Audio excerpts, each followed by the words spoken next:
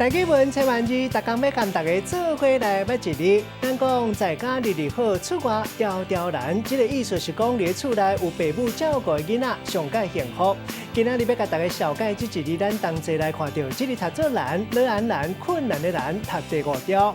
这个难本身有艰苦的意思，咱讲困难、艰难，嘛有人讲到百般起头难、凡事起头难。挑工互人歹做代志，或者是歹做人，咱讲是刁难。若是真无简单得到，咱讲难得。啊，若讲一个人个性真歹改，较早人讲江山易改，个性难移。困难的代志，咱讲是难事。嘛有一句话讲：天下无难事，只怕有心人。另外，这里又有一个音读作难，就讲观世音菩萨救苦救难。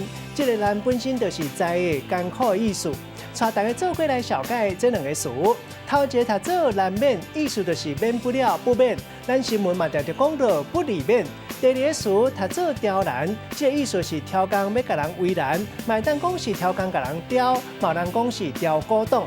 咱用一句话来举例，甲这两个词合做伙。